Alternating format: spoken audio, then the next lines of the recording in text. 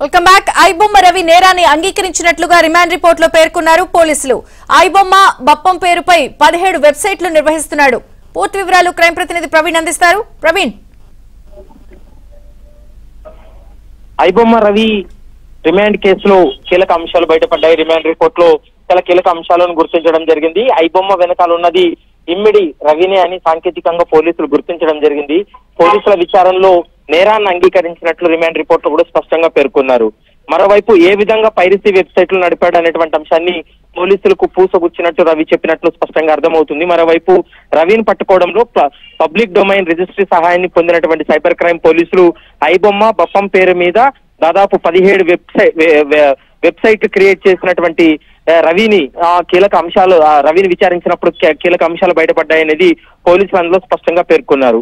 Crypto currency wallet నుండి Ravi ICICNRA ఖాతాలకు కూడా నగదును బదిలీ చేసినట్లు కూడా స్పష్టంగా అర్థమవుతుంది.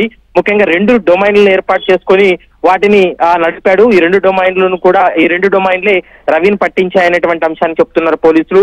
ఒక డొమైన్ అమెరికాలో, మరొక డొమైన్ ని అమీర్పేటలో రిజిస్టర్ చేయించినటువంటి పరిస్థితి అయితే స్పష్టంగా కనపడుతుంది. రవిని అరెస్ట్ చేయకపోతే ఇలాంటి వెబ్సైట్లు మళ్ళీ సృష్టిస్తూనే ఉంటాడంటూ కూడా ఆ రిమాండ్ రిపోర్ట్ లో కూడా పోలీసులు అయితే పేర్కోవడం జరిగింది. మరోవైపు విదేశీ పౌరసత్వం తీసుకున్నానంటే అతడు క్రిమినల్ ఇంటెన్షన్ అర్థం చేసుకోవచ్చు అంటూ కూడా రిమాండ్ రిపోర్ట్ లో పేర్కొన్నారు.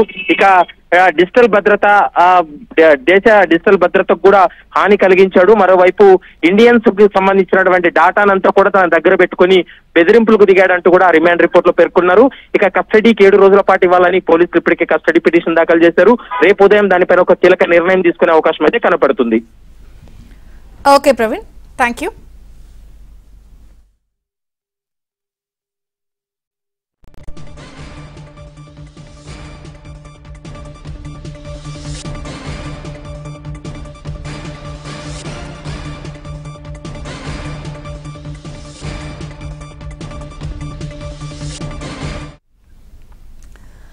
ఐబొమ్మ రవి నేరాన్ని అంగీకరించినట్లుగా రిమాండ్ రిపోర్ట్ లో పేర్కొన్నారు పోలీసులు. ఐబొమ్మ బప్పం పేరుపై 17 వెబ్సైట్లు నిర్వహిస్తున్నాడు.